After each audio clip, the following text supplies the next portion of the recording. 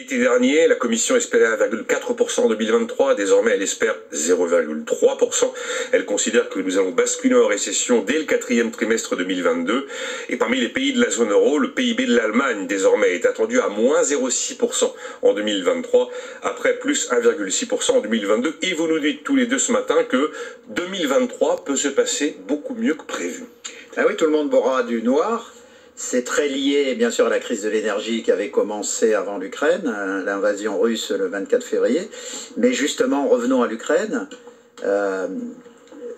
Le fait que Kherson revienne dans les mains des Ukrainiens, si vous regardez la carte, depuis le début, je me disais que le Dniepr est une frontière naturelle entre les pro-russes et les pro-européens.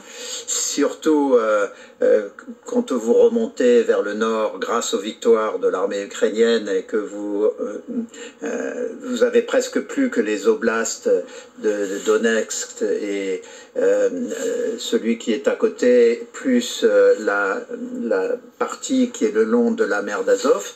Donc à un moment donné, il va falloir avoir une réflexion sur jusqu'où on va mener cette guerre à coup de mort ukrainienne.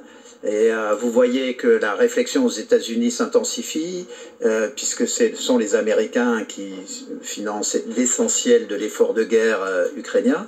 Et les Américains s'interrogent sur le fait de siffler à la fin de la partie, parce qu'ils se rendent compte, les Américains, que par rapport au conflit entre la Chine et les États-Unis, le problème de l'Ukraine, c'est d'envoyer la Russie du côté chinois, et que ça, c'est très mauvais pour les Américains.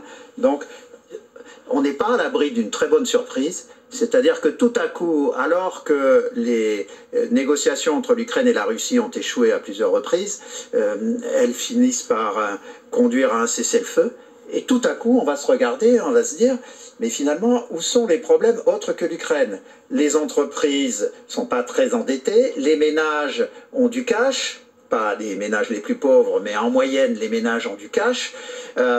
Si la guerre d'Ukraine s'arrête et que les prix de l'énergie se dégonflent, on pourrait parfaitement avoir dans 6 mois la Commission européenne qui dise « Ah ben j'avais prévu 4, puis j'ai dit 0,3, puis finalement ça va être plus de... » On a 58 secondes, c'est la fin, Guillaume Poitrinal. Vous vous dites qu'effectivement, si la guerre en Ukraine connaît un changement radical, c'est tout simplement toute l'année 2023 qui est modifiée. En fait, on n'a que des indicateurs au rouge, mais ils peuvent passer au vert assez rapidement. On peut passer à une économie mondiale plus stabilisée, issue de la paix, une énergie en effet qui baisse, j'espère pas trop pour les hydrocarbures et le charbon, vous l'aurez compris, mais en tout cas un coût de l'énergie qui baisse très clairement, et puis une ère post-Covid où en fait tout le monde revient à une consommation post-Covid, à un tout petit peu plus d'activité post-Covid, parce qu'on a encore des secteurs, je pense au cinéma, je pense à un certain nombre de cinémas, qui continuent à fonctionner en dessous en fait de 2019, et ça je pense que progressivement ça devrait rejoindre